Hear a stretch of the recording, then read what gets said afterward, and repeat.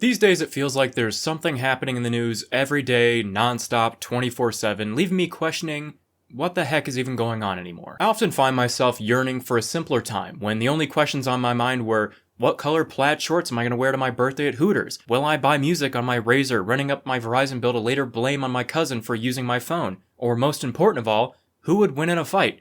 The CIA or the KGB? I know, every 12-year-old was thinking the same thing. Well, today, we're finally going to get some much-needed answers with the help of our favorite Spike TV show, Deadliest Warrior. A show I've covered many times on this channel, and will unfortunately till the day I drop dead in a ditch, which, after today's video, start with the CIA. Now, Deadliest Warrior is a show that takes famous warriors from modern and ancient history and pins them up against each other, testing various weapons, fighting styles, and tactics to determine who's the deadliest warrior. Our main hosts are Jeff, biomedical engineer and expert at taping sensors to mannequins, Max, the computer whiz, which I wonder if he sees that as a derogatory term. I've been thinking about that a lot lately, and Dr. Armand, an expert at determining whether a severed head is deadly. It's an instant kill. Now, alongside our main hosts, we have two experts from each side of this matchup. Starting with the KGB, we have a KGB descendant. His grandpapa was KGB. That's good enough for me. And with him is Strauss Clausen, sick name, a former Russian military officer trained in lethal KGB tactics, who is voluntarily coming on this American cable TV show to demonstrate his knowledge of the KGB's tactics and strategies. So, someone check on this man. Representing the agency, former CIA officer Mike Baker. Mike has 15 years of experience in counterterrorism and covert operations around the globe. Also weighing in for the CIA, Frank Dowse, an ex-Marine who served in the Defense Intelligence Agency. If I'm being honest, the experts in this episode are much more of experts than what we're used to. Usually it's just some guy that collects memorabilia and scrolls through articles on the internet in his basement when his family goes to bed. So now let's jump into it and get to the bottom of this question you all are dying to get the answer of. Who is the deadliest warrior? The CIA, America's elite corps of espionage artists, fighting an undercover war around the globe. So I know movies and TV shows often portray silencers much quieter than they actually are, but this is insane. That is no different than when you get a text message with your cell phone next to your old computer speakers. The CIA is responsible for a wide range of operations to include intelligence collection, paramilitary operations, sabotage, also influencing events in foreign countries depending on the threat. I love them throwing in very quickly at the end, and also influencing foreign events. Anyways. To help win the Cold War, the Soviets formed a new spy agency, the KGB, or Committee for State Security, in 1954. The KGB was the eyes, the ears, hands, and legs of the communist regime. The KGB was the eyes, ears, hands, legs, cock, balls, even tits of the Soviet Union. In 1979, KGB special forces infiltrated Kabul, executed the president, and took control of the city in less than 24 hours. The CIA responded with an equally bold action. They secretly armed and trained Afghani Mujahideen fighters to resist the Soviet forces. Alright, hold on a goddamn second. I know that clip like the back of my hand. They reused that shot from the first Deadliest Warrior episode I covered. You think that RPG is gonna like blow up this truck and it's gonna be some sick shot, but they didn't have the budget for that, so they just blow up some rocks next to it. They secretly armed and trained Afghani Mujahideen fighters to resist the Soviet forces. I always love that factoid about the CIA training the Mujahideen, and then decades later 9/11 happening and the US is like, guys, come on. Who would win? I'm giving the edge to the KGB. With less respect for human life, I think the KGB are that much more ruthless. The CIA are badasses in three-piece suit and a college education. This is going to be a close fight, but I got to give my initial edge to the CIA. So it looks like today we've got a little bit of our own Cold War brewing within the Deadliest Warrior universe. We've got Patriot Sheep Jeff versus Comrade the Chad Max. So now that we've got everything laid out for us in that brief history lesson, it's time for the meat of the show, the weapons demonstration, which should be more interesting this episode because it's a lot of silly spy shit, not just gun, and then more gun. In this battle, KGB wields the Scorpion submachine gun, dead drop spike, camera gun, and the shoe knife. The CIA returns fire with The MAC-10 submachine gun, exploding cigar, briefcase gun, and the garrote. Funny how they fail to mention a Carcano rifle anywhere on that list. JFK conspirators will. They'll like that one. Very nice, sleek design, sexy design, let's call it. And the precision of this gun is the best. That might be the first time I've ever heard the words precision and KGB in the same sentence. And so it begins. Honestly, I don't even remember who won this episode. Like most of them, I was 12, so I will be forming my prediction over the course of the episode solely on who wins these little shit-talking scuffles. Basically what this show is built off of. That is the entire foundation of this show, if you ask me. That might be the first time I've ever heard the words precision and KGB in the same sentence. Why are you laughing? Oh, yeah, I just thought it was a fun joke. We're kind of doing a TV show here. Let's just get this fucking over with. KGB, you guys will be up first, and let's let these guys have the last miserable drink of their terrible, terrible lives. Damn, Max.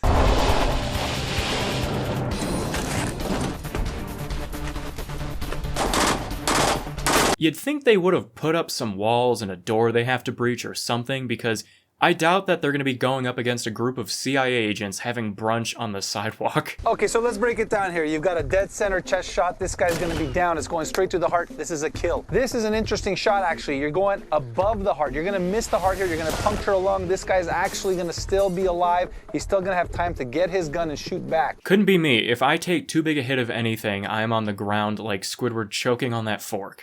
So 3 kills in 12 seconds. Do our CIA experts think you can do better with the MAC-10? You know what, in a word, yes. Just say yes. The KGB used anything that is required to perform the mission. Intimidation, persecution, assassination, kidnapping. Pretty much everything that is outlawed by the Geneva Convention has been implemented. I don't really like that. Now Team CIA is determined to outshoot them with the MAC-10. Star Spangled My Banner. These boys pulled it off. Let me warn you now. Max has got jokes this episode. This is only the beginning. You're almost 8 seconds slower. Now, is that on account of them having to get out of the other side of the van? Because if so, that's bull frickin' crap. I'm gonna give the advantage to the MAC-10. Larger caliber, faster rate of fire, and for me, it was more deadly on accuracy. For long-range weapons, the edge goes to the CIA for the MAC-10 submachine gun. I love the guys they have repping each side for these cutaways. The CIA dude looks like he has allegations from a frat party 3 years ago and got a GoFundMe with $500,000 raised. And the KGB guy looks like thin Al Capone, but he just bought a hat that he really likes and everyone's too afraid to tell him it looks kind of silly. So now we're gonna get some insight into the hand-to-hand methods each fighter utilizes, with the KGB being ruthless, fearless, and always ignoring pain. They received hardcore training from Russian Spetsnaz special forces, including Sistema martial arts and paramilitary drills. This helped them develop tolerance to incredible brutality. And then we have the CIA's methods. But the CIA were equally deadly. Many people in the intelligence community are working in hostile environments, and sometimes those hostile environments can turn on you. And the ability to be able to defend yourself is absolutely imperative. Okay, gun? We all sign documents that say we're not going to talk about sources and methods. We're not going to open our yaps and talk about things we're not supposed to talk about, and I honor that commitment very seriously. Well, that was comprehensive, arguably a waste of time. Why did we even bother including it in this segment? So now it's time to get into the funky shit, like the cigar bomb, which is essentially a cigar bomb. But how do you get the cigar to the man? And there is a great deal of operational work that has to go into lining everything up just right so that it becomes effective. In the case of Fidel Castro, the operational side was never successful. Now trust me, I played the Black Ops 1 campaign. I know it isn't as easy as it looks to take out Castro. But to check how CIA experts claim that the cigar bomb can kill, Jeff has prepared a test. We've got our gel bus set up. He's your target. Never did I ever expect to see a ballistic gel dummy designed with the likeness of Prince Philip, but nothing surprises me anymore with this show. Former CIA operative Mike Baker positions a cigar rigged with a pea-sized piece of C4 and a thermal igniter. It's set for a 4-minute smoke. I am dying to know what they talked about for those 4 minutes they stood there waiting, or if they even spoke to each other at all. Eat that! Well, Yeah. worth the wait, baby. This is the smallest charge we've seen on this show to date, and no fragmentation, but look at the damage it's done. Sorry, Jeff, I don't give a butt, dick, or shit what your observation is. I need the doc here right now. But you have to admit that the odds of getting all these circumstances together are very low. Alright, Stas, let's suspend our disbelief for a couple of minutes here on this Spike TV show about spies fighting to the death. Oh man, that is some serious trauma. Except, you know what, still it's too small. No, that is nothing. Give me cigar. The dead drop Spike. A tiny cylinder with a killer twist. If you don't know how to open it the right way, it's gonna explode in your hands. Okay, but how would your team know how to open this? It could be as simple as clockwise versus counterclockwise. Okay, so righty-tighty, lefty-kablooey. It's an insurance. Yeah, I know Max came up with these lines all by himself. There were no writers involved here, I can very obviously tell. So now it's time for the KGB secret explosive, which will be delivered via shipbreak. Also, why the hell do they have him sitting like that? You know, now that I think about it, there have been many a times I have sat on the toilet clutching my pearls in the bathroom. I take it back. 3, 2, 1, fire! Holy. Our 100G shock watch patch, trip red. The frag didn't get him. The shockwave sure as hell did. Okay, where is the doctor? Did he take an extra long lunch or something? Granted, this man is torn in half and limbless, but he's not dead until I get his say-so. I have to admit though, guys, I'm seeing a bit of a PR nightmare here. The more collateral damage, the better.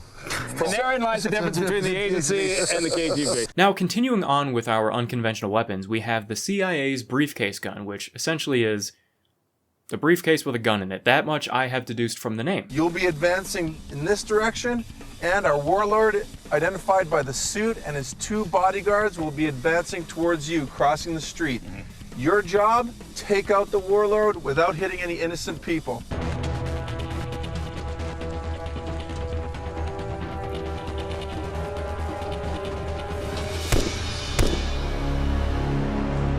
Was the briefcase gun able to make the covert kill?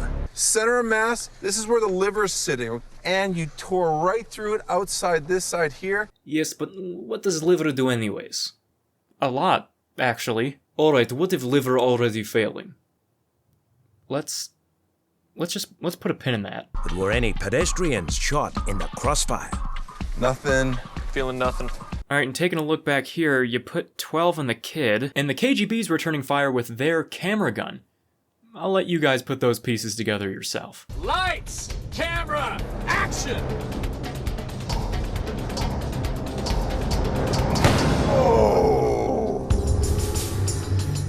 Alright, that looks like it did some pretty serious damage, but it also kind of looks like that old guy you see at the grocery store that had a really bad fall last week, and is gonna have that bruise for like 8 months. The fact that you've got a barrel that's less than 1 inch long, 1 round, that's a risk I wouldn't want to take. When you put a real firearm inside a briefcase with multiple rounds in it, I gotta give it to the briefcase gun. For mid-range weapons, the edge goes to the CIA for the briefcase gun. And the CIA walks away victorious, but now we're going to get even more bare bones, and I challenge you all to try and figure out the complex nature of this next weapon. The shoe knife. This is a very small push knife. It goes through the leather jacket, through the armor, and it becomes a shoe knife very easily. Ooh, cool. Come on, that's not how you wear a shoe. Graham, cut that joke or you're fired. What up? I'm Graham. I'm 31 and I don't have a fucking job. This is called shoe knife. Basically, we take knife and we put it in shoe. A pig carcass will simulate an enemy agent. An accelerometer will measure the force of the kick's impact. I would not be surprised if the cancellation of the show created a supply vacuum within the pig carcass industry. On 3, 2, 1, kick it! Oh, yeah! I think one of the most consistent things about this show is the stark difference between Jeff's childlike excitement and Max's uncomfortable disgust at the violent gore we see in these demonstrations. Now the locations where he kicks, you're gonna get some arteries, some veins that are gonna bleed, so this can definitely kill. I think if you woke a 5-year-old up from a nap and spun him around 10 times, he'd be able to tell you this is a kill in like 2 seconds. Because of this concealed weapon and deadly one, who knows what happened to the target? Well, you just follow the bloody footprints and that'll help out. Look, I get where you're coming at here, but this is Deadliest Warrior, not the sneakiest warrior. The garrote.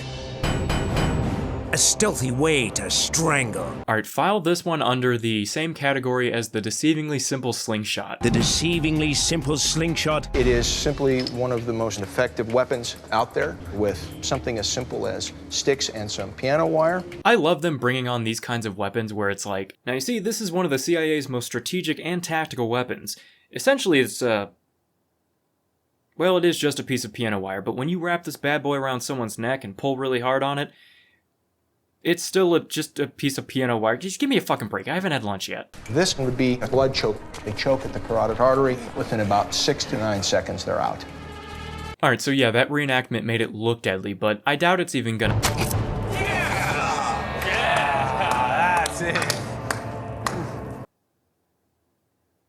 Jesus Christ. That may rival the Navy SEAL going in on that gel dummy from one of the previous videos.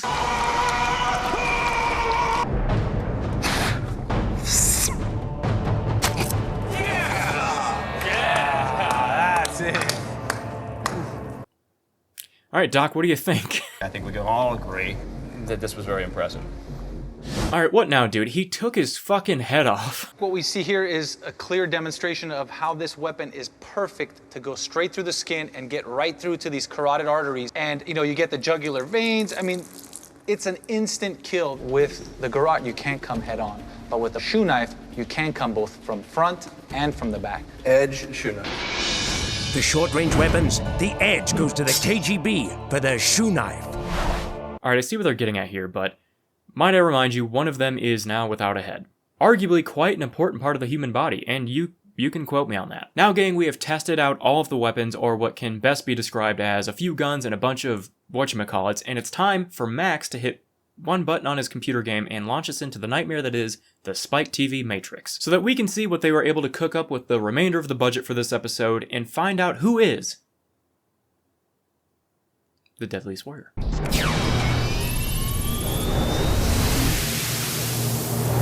I will say I wish they had gone a more historically accurate route with the CIA guys and dressed them like a State Farm sales rep wearing thick frame glasses with a body count of 76, responsible for destabilizing a foreign nation.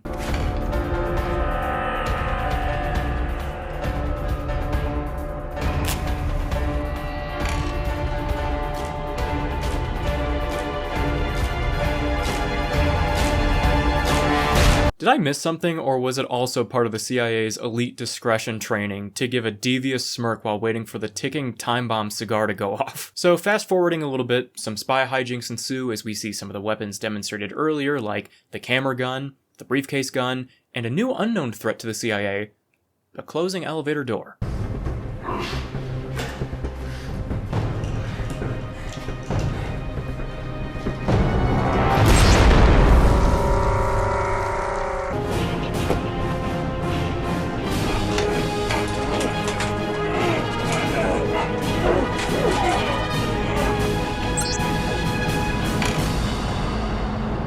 I am going to knock off a few points to the CIA for not removing that guy's head clean off. Granted, I know it was only because the dummy was made out of military-grade jello, but come on, it's Spike TV. Let's have some fun. And after all is said and done, the CIA comes out victorious.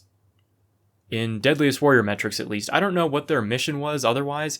It looks like their intel is now toast. Well, gang, that was Deadliest Warrior once again. If you told me that was the 78th episode we've covered, I would be hesitant to believe you, but would not have an argument to dispute it. I hope you all did enjoy. Of course, if you did, consider leaving a like, commenting, subscribing if you're new and you want to see more videos just like this. I want to thank you all for watching, and I will see you next week.